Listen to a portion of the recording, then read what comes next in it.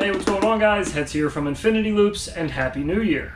Speaking of new things, today I'm going to be switching my daily driver radio over to the LiteRadio 3 by BetaFPV. This is their new version of the LiteRadio.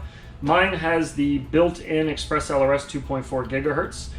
They did send this to me to review and give my feedback on, and I will be doing that. First, I want to spend a lot of time with it. I want to really get a feel for it and put it through some torture testing. So let's get it open, let's get it bound, and let's torture test it.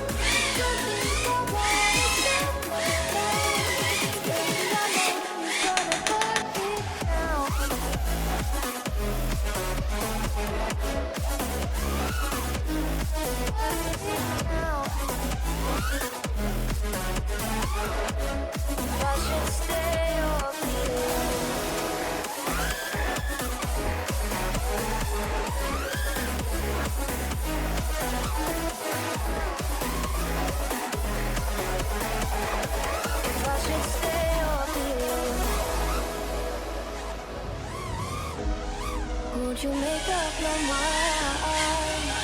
'Cause I'm ready to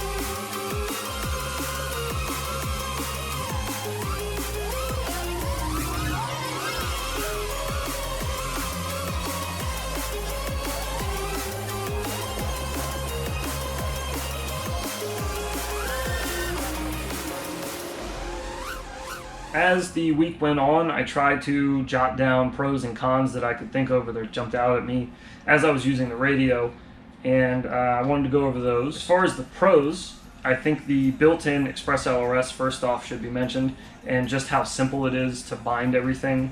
The BetaFPV configurator you use to set up all of your Express LRS stuff is pretty user-friendly. I didn't have any issues navigating through the menus and getting everything set up as far as with Express LRS pretty simply. So far, after a week's worth of beating on the gimbals, the new updated gimbals seem to be holding up pretty well. There's also been a lanyard hook added to the front here if you like to use a lanyard with the gamepad style radio. And lastly, on the pro side, I wanted to point out the nano module bay on the back. I think is a really neat feature as well. Not too often do you get all this neatness in one location. And now for the cons of the radio, and again, these are just my subjective gripes with the radio. Firstly, it did not fit too well in my hand. It's a little wide compared to the older LiteRadio 2. It is a bit wider. The second thing, although the updated gimbals are nice and the spring tension feels pretty good,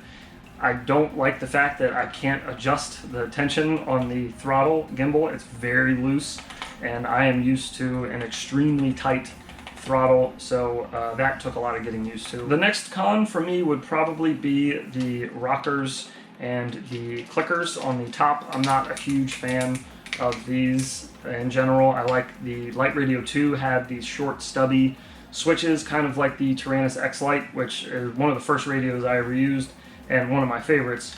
So personally, again, I just don't like these. It took me an embarrassing amount of time to get used to clicking and doing the rockers for disarming and arming and everything. So that's going to do it for my opinion on the LiteRadio 3. If you are a beginner getting into FPV or a beginner getting into Express LRS, or just looking for kind of a cheap throw in your bag, take with you as a backup kind of radio, check out the BetaFPV LiteRadio 3.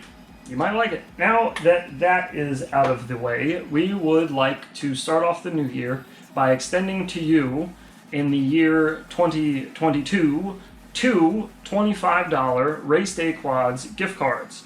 We're going to be picking 2 random commenters down below throughout this week, and we will pin our comment to this video so that you know who the winners are. We'll also contact you personally and comment on your comment so that we can get the Race Day Quads code over to you so you can put it towards maybe a new LiteRadio 3 or something else to get your FPV adventure for the year started. Thank you so much for joining us, guys. Happy holidays, happy New Year's, and we will see you in the next one.